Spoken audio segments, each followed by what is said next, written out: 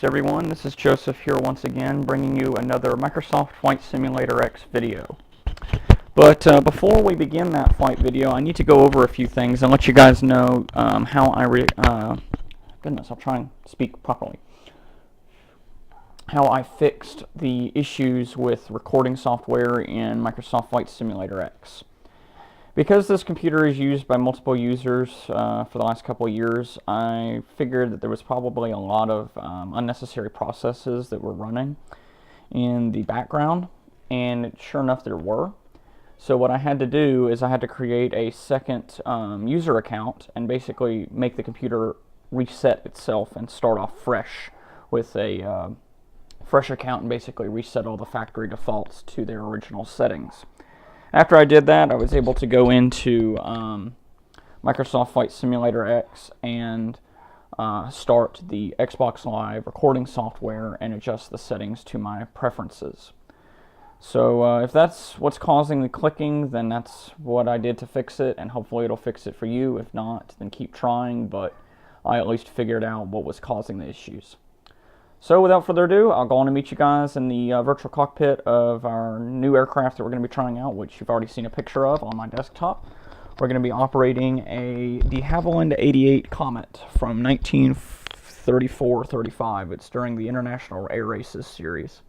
I'll try to figure out where we're going to fly to. We may just do a short hop from Northwest Arkansas Regional Airport to Tulsa International, or somewhere like that. It's not going to be a super long flight, but it'll be something nice and fun to do with this aircraft.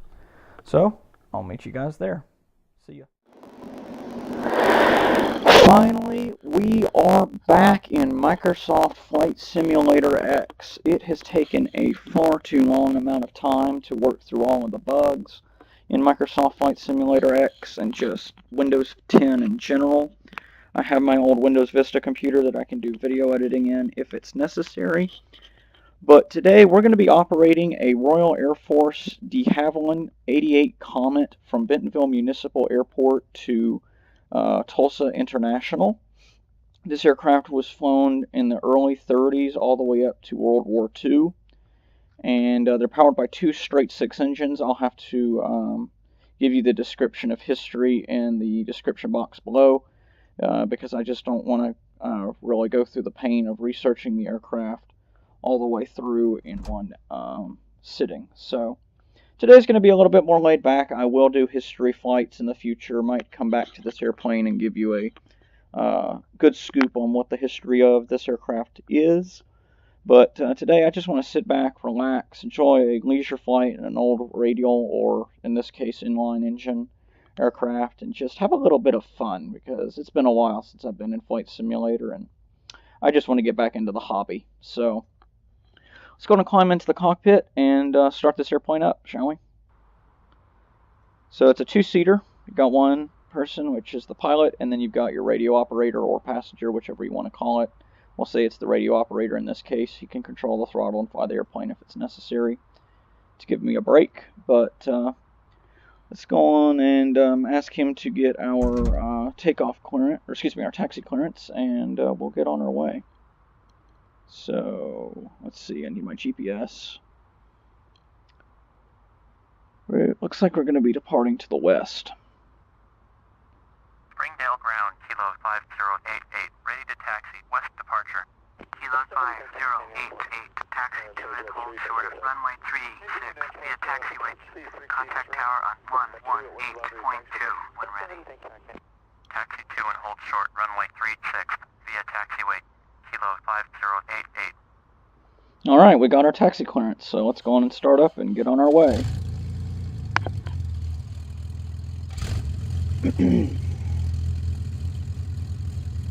So, go on and push back here. The Shift P command. Turn on all our lights. It's okay if the cabin lights come on. And I'm going to set flaps to 5.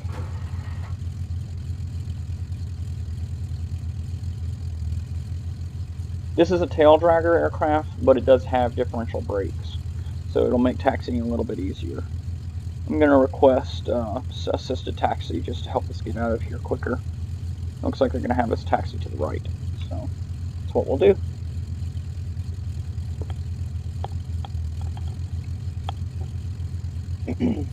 I've been doing Microsoft Flight Simulator X for the last 5 or so years. Oh, my earbuds are having a fit. There we go. That'll fix it. So I've been doing Flight Simulator for the last 5 or 6 years, and I've got a lot of flying hours under my belt in this sim. So I'm pretty used to it. It's just the external software for video recording that's a little bit new for me, because I have a new operating system, Windows 10, and I had to learn all of the ins and outs of how to operate Flight Simulator within Windows 10 with screen recording, which became a bit of a hassle. So that's why you haven't seen any videos from me for some time. I've been busy trying to figure out how to get FSX working correctly.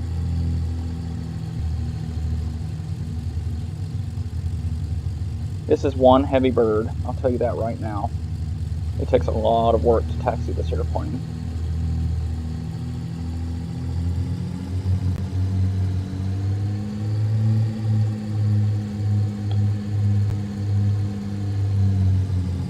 Because you got to be on the brakes basically constantly to keep it straight.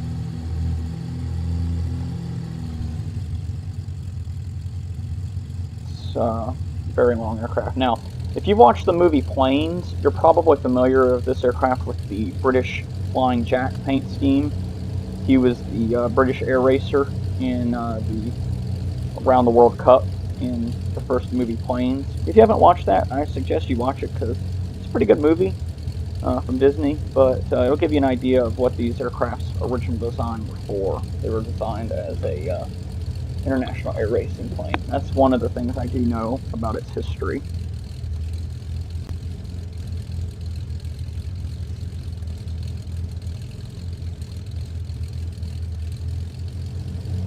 Looks like they're going to have us taxi across the runway and line up at the other end. Not unusual, but still kind of annoying when you have a huge tail dragger that you got to drag around.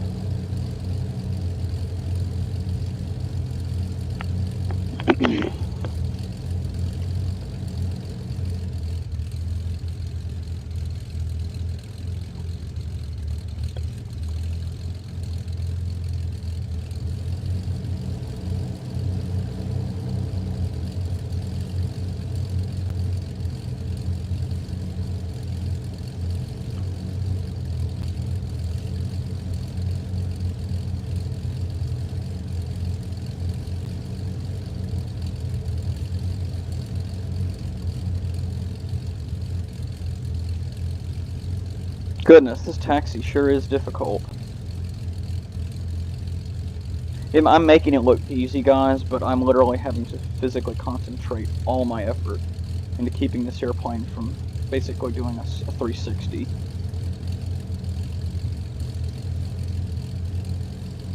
And I'm basically barely tapping the throttle. It's basically idle taxiing. Alrighty, co-pilot, can you go on and get our takeoff clearance, please? Springdale Tower, Kilo 5088, ready at runway 36, west departure. Kilo 5088, cleared for takeoff, runway 36, west departure, approved. Cleared for takeoff, runway 36, Kilo 5088. Alright, we got us our takeoff clearance. Perfect. We'll jump back into the cockpit for this part, because I know a lot of you guys like to see a cockpit takeoff in the flight simulator community. Just know that I'm going to have to fight the rudder quite a bit to get us out of here.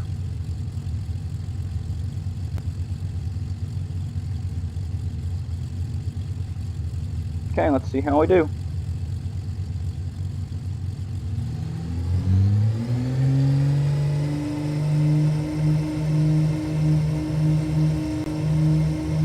I'm going to try not to butcher this takeoff. Best I can help it.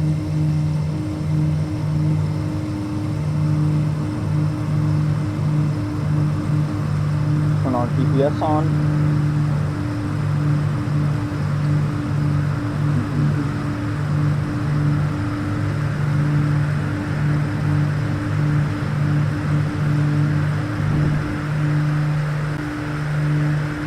Here we go. Flaps up. You're up. Sierra, cleared touching left, runway 36. Ooh, this is one heavy bird. It's got a very low center of gravity.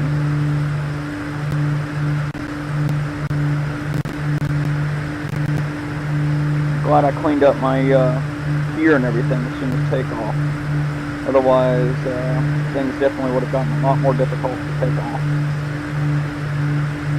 Looking at my airspeed indicator right now, which is right here at knots.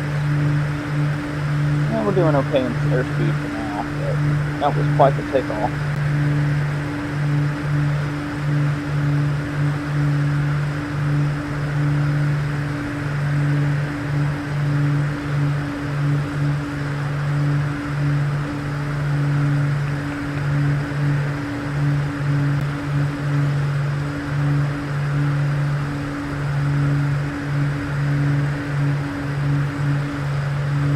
Once we get to a safe altitude, I can start to let off the stick, let it float.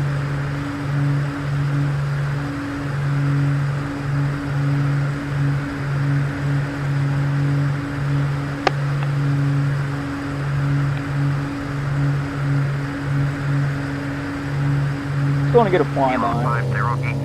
Uh-oh, gear up. Thought I had to gear up. Good thing I looked. Departure, I guess. 5088, type Havilland comment, 3 miles northwest of Springdale, 3,300. Request clearance to transition. Do we have a landing gear failure? Oh, it's one of these old Razorback departure, squawk 6427. Squawk 6427, kilo My bad. 5088. Glad I noticed that now. Okay, so I'm going to rate this aircraft as an advanced airplane, being that you have to hand crank the gear. That can be very difficult to manage if you're a new pilot, so just keep that in mind. Okay, I think that's fully... Oh, is it still moving? I think it's up. Okay, I'll look at my indicator. It's up. Okay.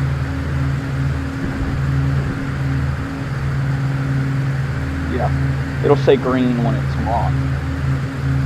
Okay, we're good. So once I get this airplane lined up for a flight, or excuse me. Contact Razorback approach on 121.0. I'll talk to you guys in a second. This part's always tricky. 1.0, kilo 5088. Radar contact 1 mile north of Kilo Victor Bravo Tango 2000. Clear to disarm airspace. Maintain full navigation. Razorback approach Kilo 5088. Wind Kilo 5088. Razorback approach. Roger. Altimeter 2992. Okay, let me set the trim tab. Trim tab shouldn't be too difficult to set. Alright guys, I'm going to pause for a second and I'm going to set the trim tab and I'll be right back with you. Alrighty guys, I got the airplane trimmed out like I like it, and things will be a lot easier from this point forward because I won't have to hold the stick the whole time during the flight. That's just very annoying. So, just going to get that flyby.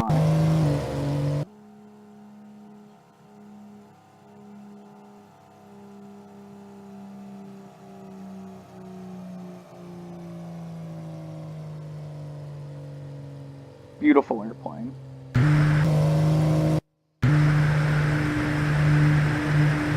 "27 minutes till we arrived in Tulsa," but I could go on and tell you guys what exactly was causing the issues in Flight Simulator and why I wasn't able to record. It was simply that the other account I was using had so much unnecessary background processes that were running that it caused my screen recorder to crash repetitively because it was using unnecessary resources. But now, being that I have a new account set up, I can easily use that account, this account I should say, to make up such videos because there's nothing running in the background that cause crashes. So, problem solved. Took about 2 months to figure it out, but we now can freely use Flight Simulator as it was intended to be used. I slowed us down a little bit because we were going a little too fast for this old airplane. It wasn't saying overspeed, but we were definitely getting close to it. So I thought I would slow it down just a tad. So let's go on and talk about gauges here. So what we got is the artificial horizon, compass, altitude indicator. Let's see what's that. Descent indicator, climb indicator. I'm going to trim it a little more.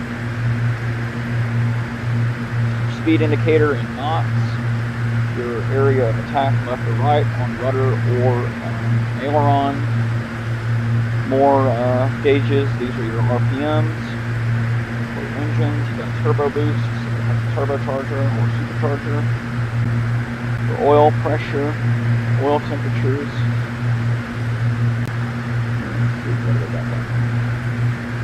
Your engine temperatures, fuel cross V switch, artificial magnetic compass, fuel gauges, clock, your propeller controls and mixture, throttles, lap lever, carb heat, elevator trim tabs.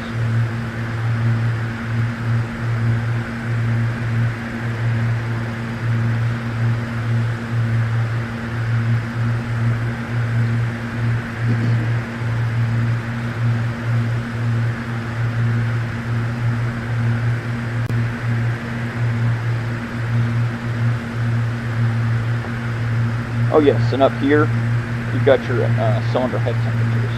So if we look at them right now, they're running at a toasty 107 degrees Celsius.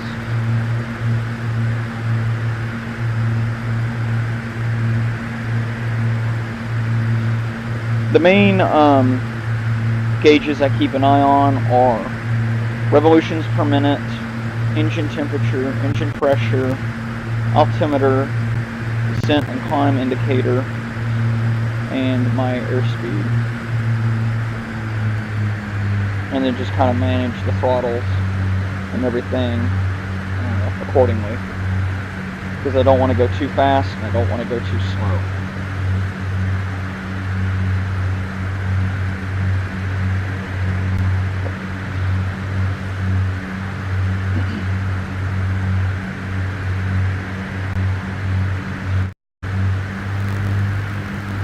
Okay, so we got about 27 minutes left in our flight. Just now crossing the Oklahoma-Arkansas state line. And things look like it's going to be a pretty good flight.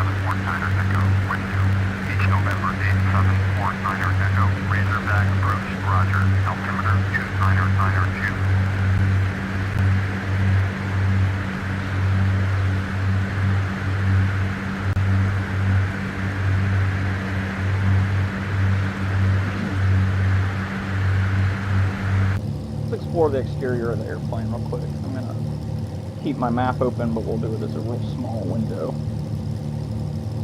I just want to make sure that I don't lose track of where we are. This is one neat little airplane. It's a two-seater, but it certainly is a interesting fuselage design. I haven't seen very many airplanes with this body style, so very aerodynamic looking for its era. It's definitely ahead of its time when a lot of airplanes were still biplanes. So let's take a look at some of the decals.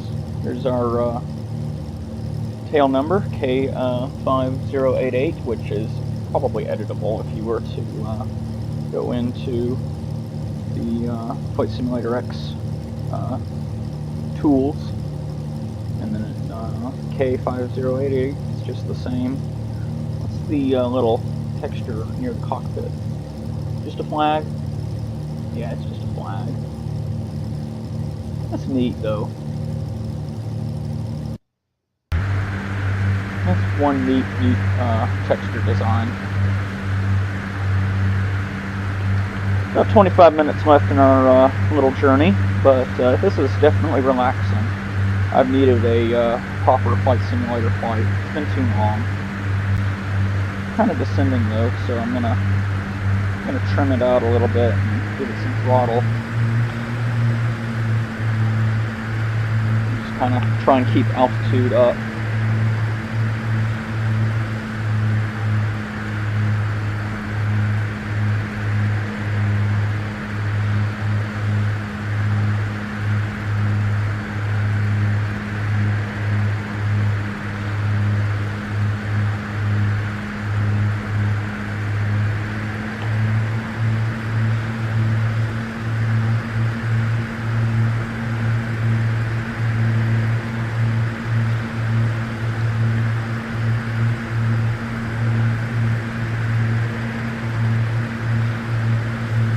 A little bit of lag there, but that's okay. It's just the simulator loading in the scenery packages.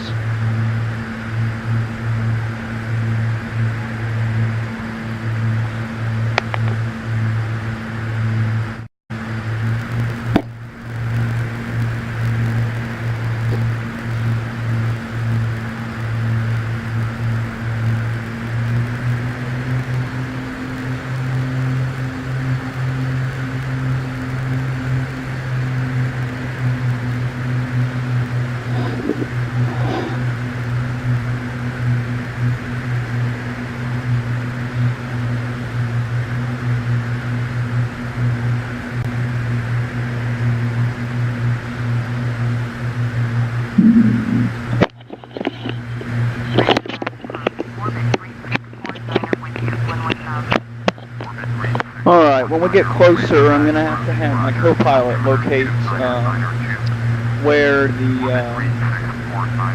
HC code is, and I believe it's KTUL for where we're going. So when we get close enough, I'm going to have them log on to the K-Tool ATC ground for landing strip certification, and we'll get our final clearance for descent and landing. But that's going to be another probably 20 minutes before that happens.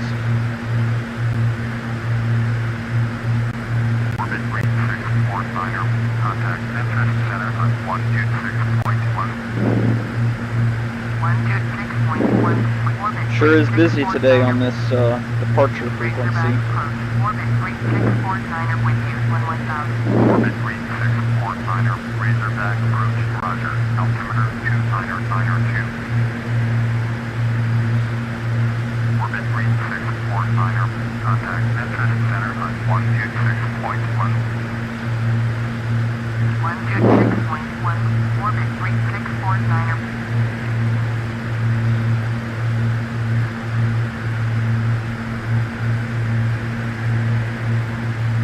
Razorback approach, orbit 3649er with you. Orbit 3649er, Razorback approach, roger, altimeter 29092. Orbit 3649er, contact entrance center on 126.1. 126.1, orbit 3649er.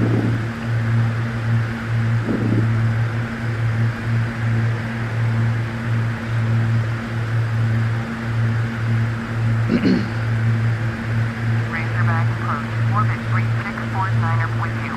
Orbit 3649er. So many Orbit Airlines aircrafts are flying into Tulsa, it sounds like. Contact entrance center on 126.1.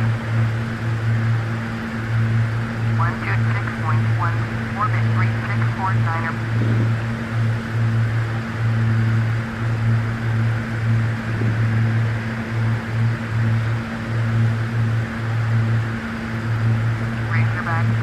Orbit 3649er with you, 1000. Orbit 3649er, Razorback approach, roger. Altimeter 29902. Kilo 5088, you're leaving my airspace. Radar service terminated, Squawk 1200, frequency change approved. Orbit 3649er, contact Memphis Center on 126.1. Squawk 1200, frequency change approved. Kilo 5088. Razorback approach, Kilo 5088. Take Havilland Gipsy 6 miles northwest of 5 Oscar Kilo 0. Request flight following. Kilo 5088. Razorback approach, Squawk 0755. Squawk 0755. Kilo 5088.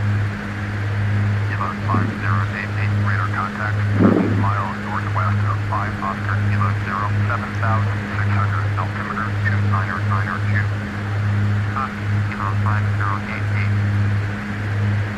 126.1. Orbit 3649er. Razorback approach. Orbit 3649er with you. Orbit 3649er. Razorback approach. Roger. Altimeter 29902. Kilo 5088. Contact Tulsa approach on 119. Alright, that's a good sign. We're already at Tulsa approach. 119.1. Kilo 5088. Tulsa approach. Kilo 5088 with you. Kilo 5088. Tulsa approach. Roger. Altimeter 29902. Here's the report list. Let's go on and see if we can see it. So we're looking for KTUL. I've flown this route a couple of times. 3, it's going to be 9 press. So I'm just scanning the available frequencies. And I'm looking for KTUL. Hopefully I don't jump over it by accident.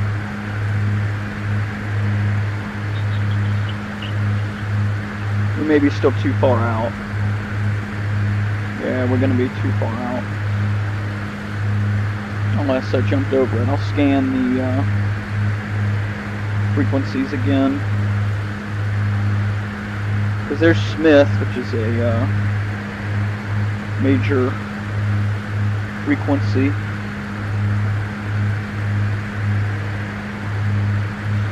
Nope, don't want Lewis. Alright, we're too far out. I'll check it again in another maybe 3 or 4 minutes.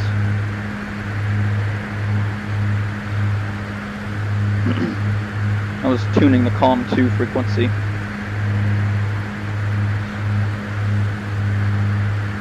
Or at least attempting to.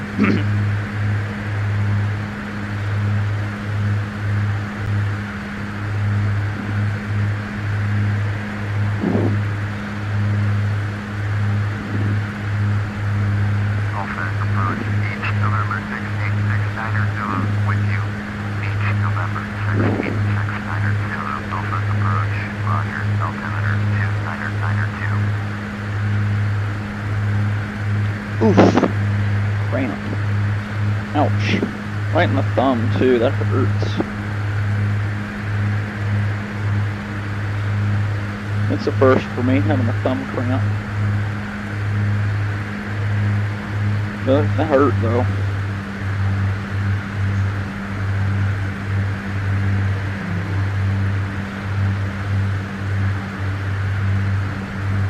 Let's get another exterior shot while we have a minute or two. How about we get a flyby?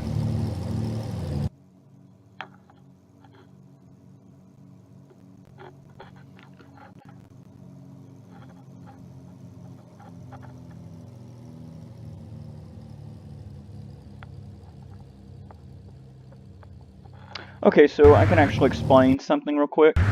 Why, goodness, man, me and my speech.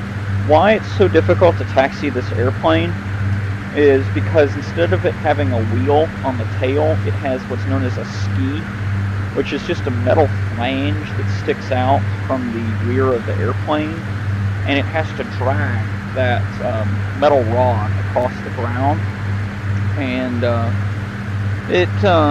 It works well for lightweight tail draggers, but the drag it produces on a airplane when you're taxiing is pretty dramatic, and that's why it's difficult to taxi a mid-sized airplane such as the one here, the Havilland 88 Comet, is because it has a lot of weight that it has to basically throw on the ski, which puts more pressure on it and makes it harder to turn.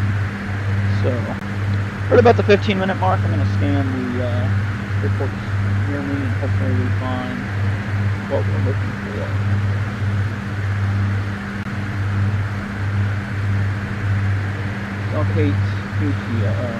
KTQH, but that's not what we're looking for.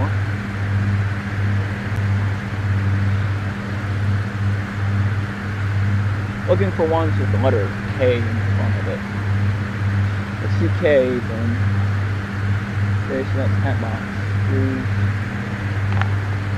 I'm going to keep it open, and we'll just keep an eye on the broadbands, and hopefully we'll find what we're looking for in a few minutes.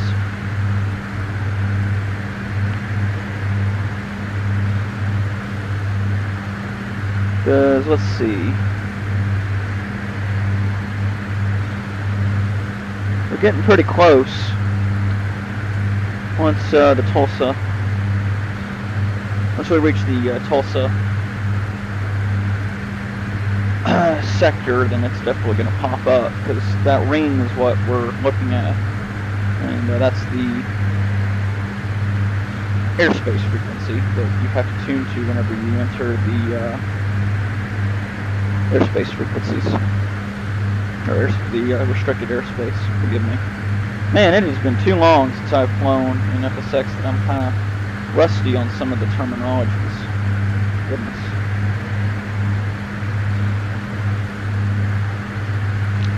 Trim it down just a tad. We got to be prepared to land.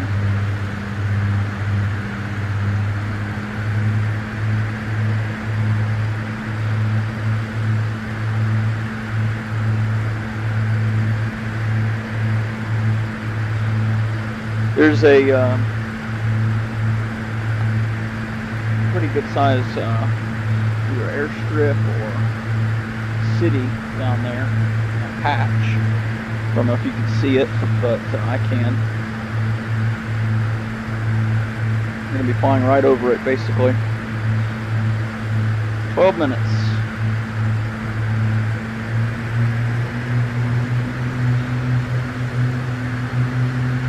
Added some more. Let's see. Haskell. I know where Haskell is. That's mentioned on NOAA Weather Radio. There it is, number 4. Tulsa International. Co-pilot, go on and get our landing clearance. We're going to do a full stop landing today. Tulsa Tower, Kilo 5088, read 1 mile, eastward Papa, to land. Kilo 5088, Tulsa Tower, set by right traffic, runway 3, right, altimeter 2, 992. Enter right, traffic, runway 36, right, Kilo 5088. Alright, we're good now. Since we're getting close, I'm going to go on and start to descend and prep to drop the gear.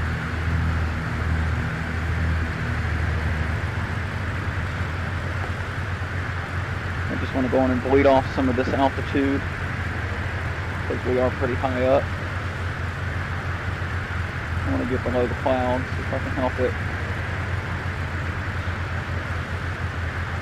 Go on and set a notch of flats. Slow this down a little bit.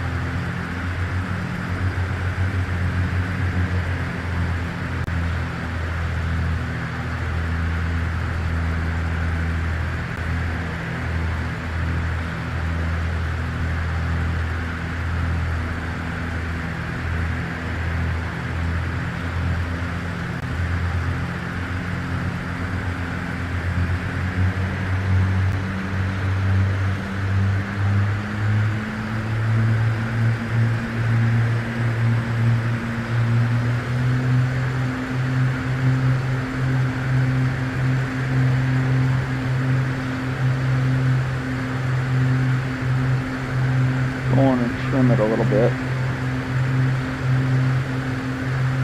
Not a drastic amount, but I do need it to be trimmed just a little bit. Otherwise we're going to climb again.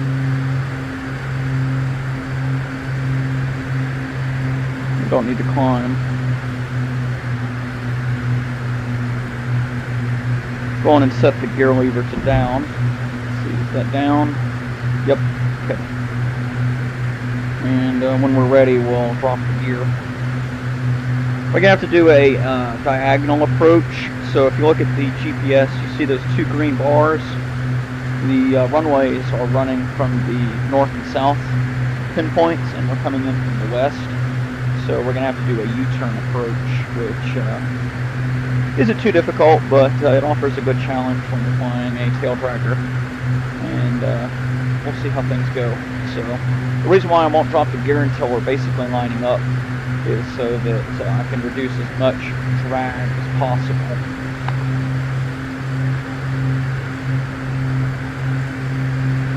Go on and raise the flaps. Don't need them anymore. Just needed them for descent.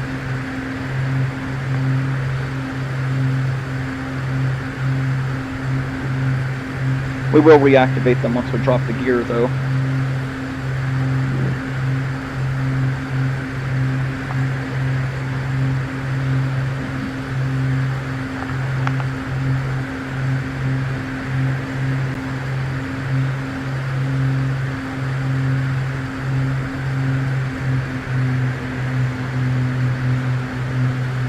Trim it a little bit more because I am seeing quite a bit of drag from the plane preparing to land.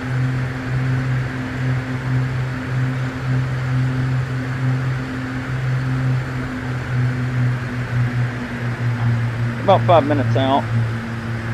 The runway is going to be off to our right about 2 miles. Nautical miles, I should say. So when we get closer, we are going to have to be keeping an eye out for the airport. But the reason why I'm doing a approach towards the right side like this is to give us a little bit more flexibility in case we have to do a U-turn.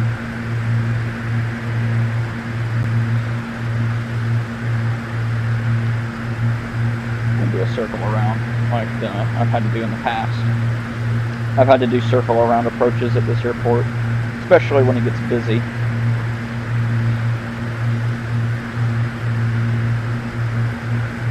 But things should go pretty smoothly. We are going to zoom in so I know exactly where we are and how long we have until we reach the airport.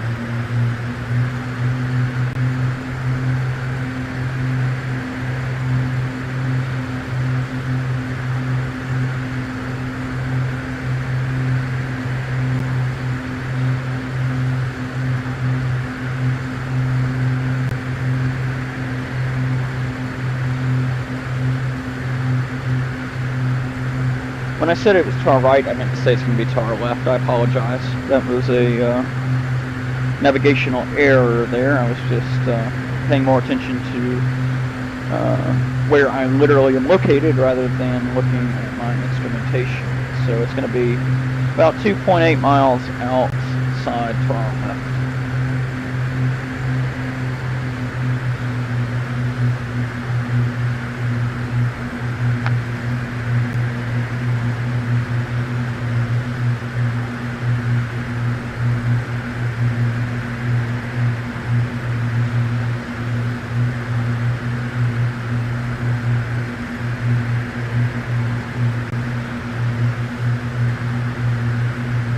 It seems my co-pilot extended the gear for us. Let's take a look. Yep, he extended the gear for us. Thanks a lot, bud. That's very helpful.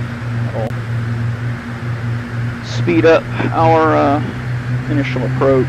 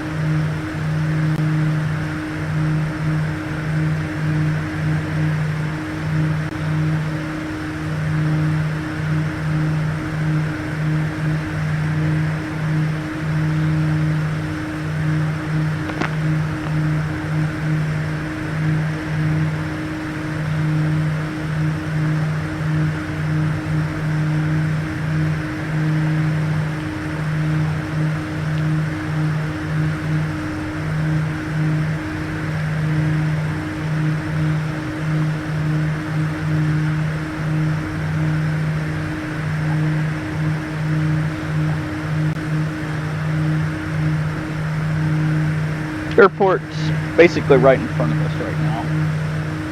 There it is, right there. See those buildings? That's it's Tulsa right there, or outskirts of Tulsa. So we're getting really close to the airport.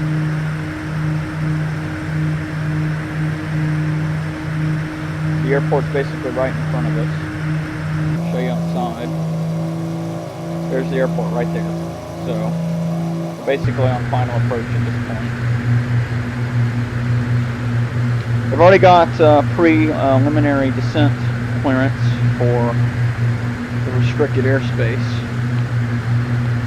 So the other airport off to your right is a general aviation airport. Oh, what's going on?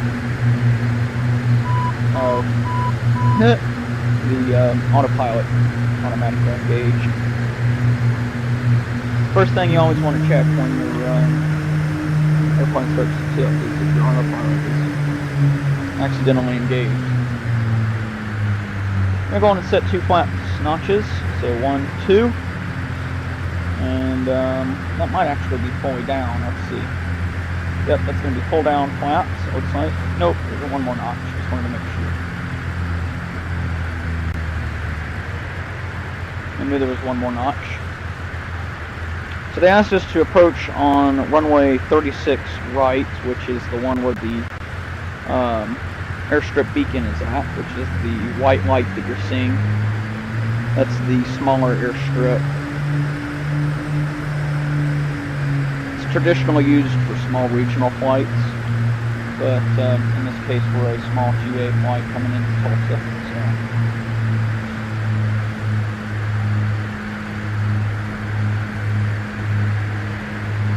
And yes, I see that Piper Cherokee 180 in front of me at 12 o'clock.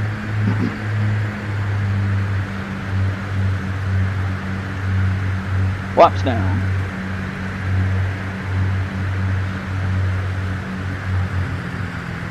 Going to turn our GPS off.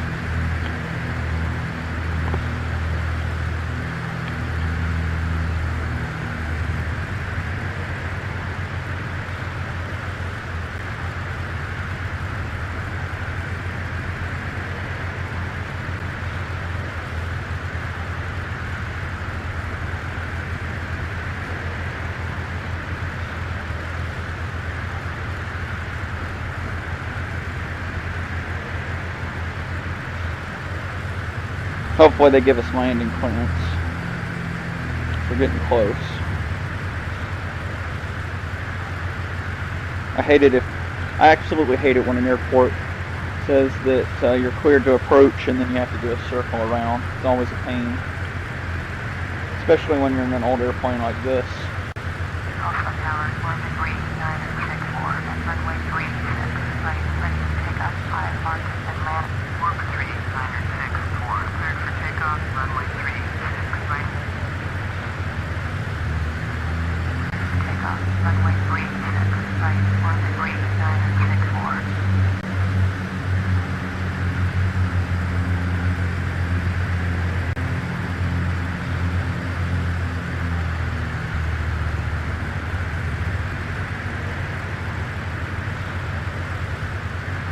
See, are they going to clear us, or am I going to have to float? I'm going to float across the runway. If they don't give us clearance, then we're going to go around.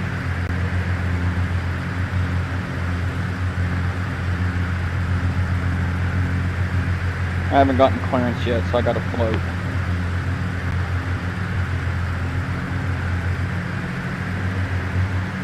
Flaps middle.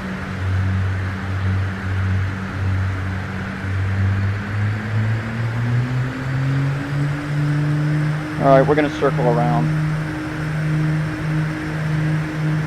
Not what I originally intended to do, but sometimes the flight requires it, so we'll go on and do a quick circle around and try again.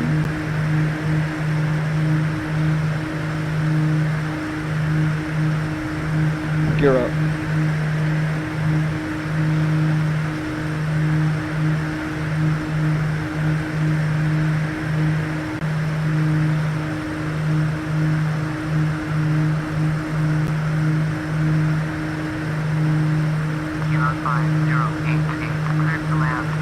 There we go. Alright. Roger, thanks. Clear to land, runway 36, right, kilo 5088, Looks like they were going to direct us to the one on the other side, but because there was another airport, or excuse me, another aircraft taking off on runway 36 right, they had us perform a circle around. So I'm pretty professional at what I do in Flight Simulator, and you can see a Boeing 737-800. That was the aircraft that was waiting for me to circle around. He's now under the airport, so we should be good to land after this, and then we can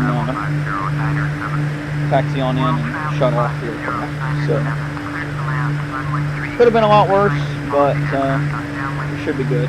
Co-pilot, going in lower the landing gear. Runway 36 right, will travel 5097. It'll take a minute for the gear to come down, but that'll give me plenty of time to line up.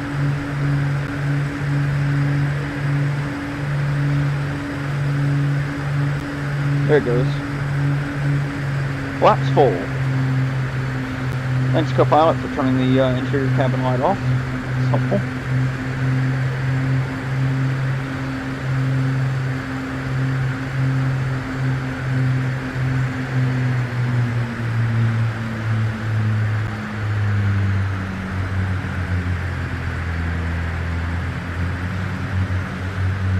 There's our indicator light right there.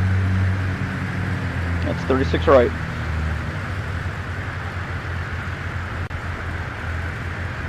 So we should be good.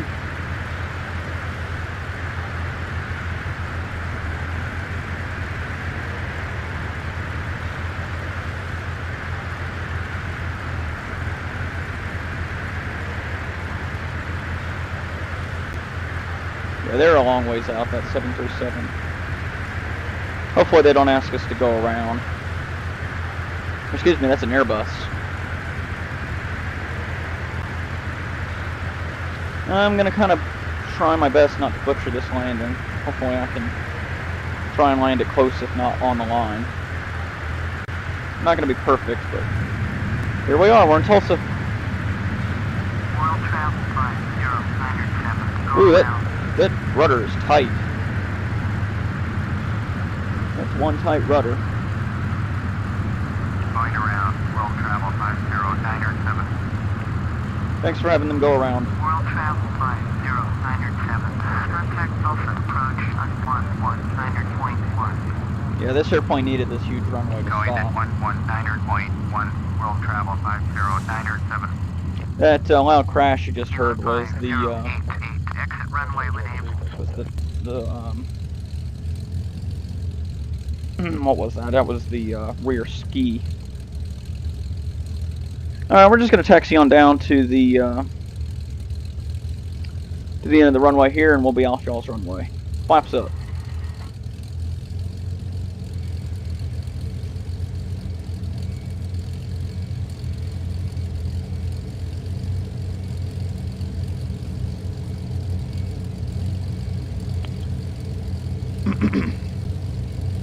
Kilo 5088. Turn next taxi. Turning next taxiway. 58.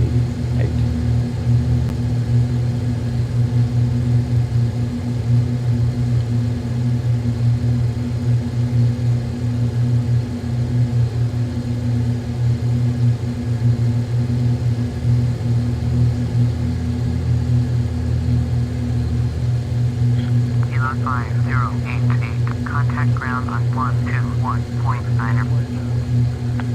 121.9. Kilo I need to 5088. throttle up to get this thing to quit doing that. There we go. I hate it when the engine throttle sound effect gets stuck. It's annoying as heck. Alrighty, so we're gonna go on and request taxi to parking. Tulsa ground, Kilo 5088. Taxi to parking.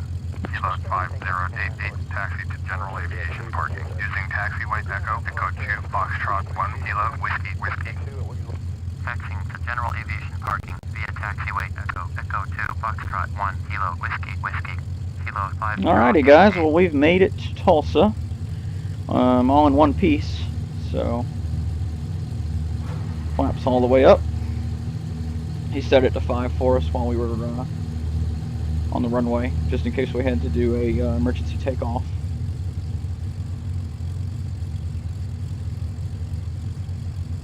So that's alright.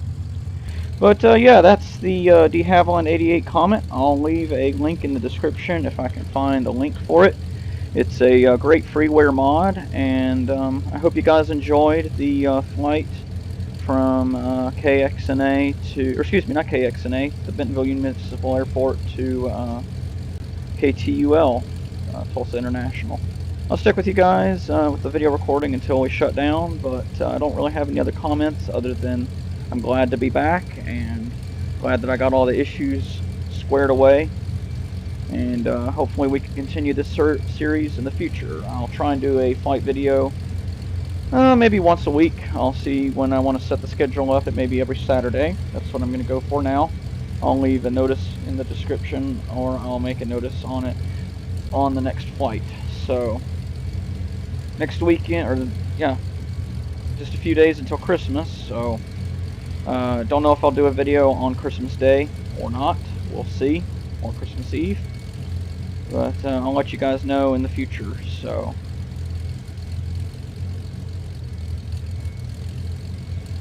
gotta stop and make sure no airplanes are coming. There's an aircraft on the other taxiway. You're really supposed to do this in the cockpit, but I don't want to switch to the cockpit right now. I want to enjoy the exterior of the airplane a little bit. Yep, we're clear to taxi. ATC could be busy, so it's better just to do a double check to make sure all is safe to cross. So, practicing real world flight rules.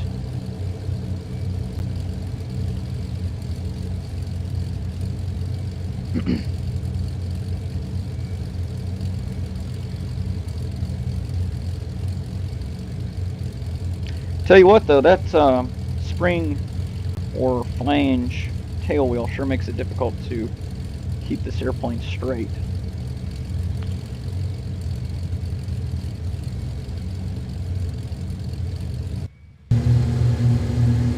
Yeah, the interior sound's going to keep doing that. I apologize. Something to do with the UI settings in this simulator. So I'll just do an exterior taxi.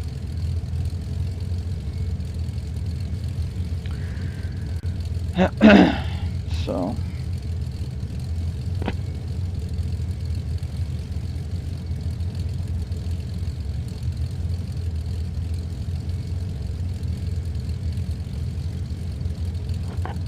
got another runway we got to pass. So again, got to practice visual flight rules. Make sure the runway has not got any traffic coming or going. Stop at the yellow line and check for safety hazards. So let's see. Nothing coming from this way. Anything coming from that end? Nope, we're clear. Okay, we can continue our taxi. Most of the time the ATC will warn you if there's incoming hazards, but because ATCs in the real world can get busy with other communications, it's better just to go ahead and practice VFR safety.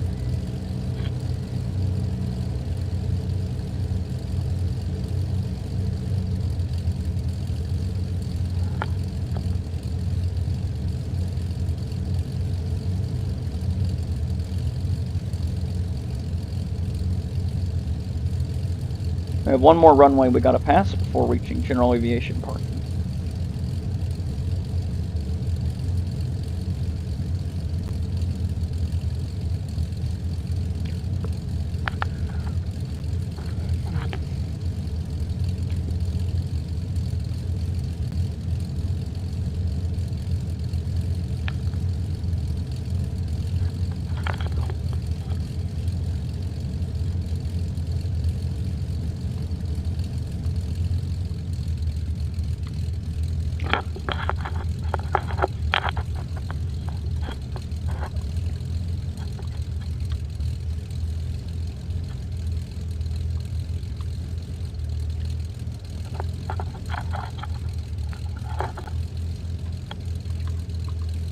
Okay. Look left. Look right.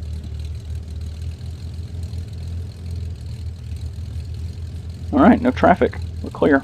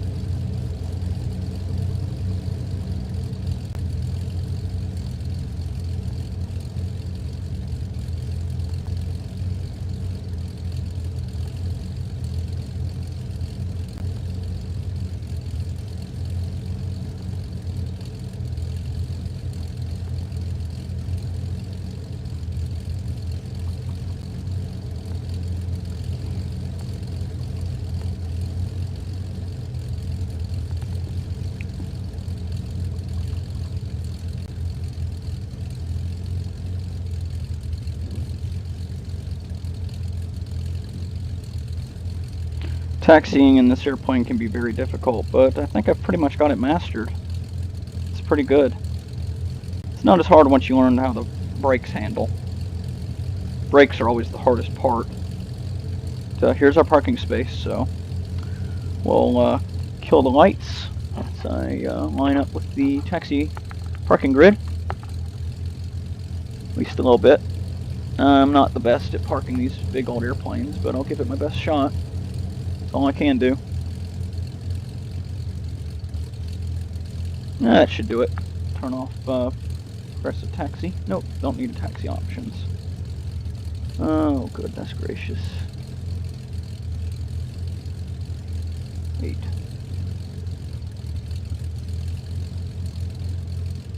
Alright, we're good. So, go on and kill the lights.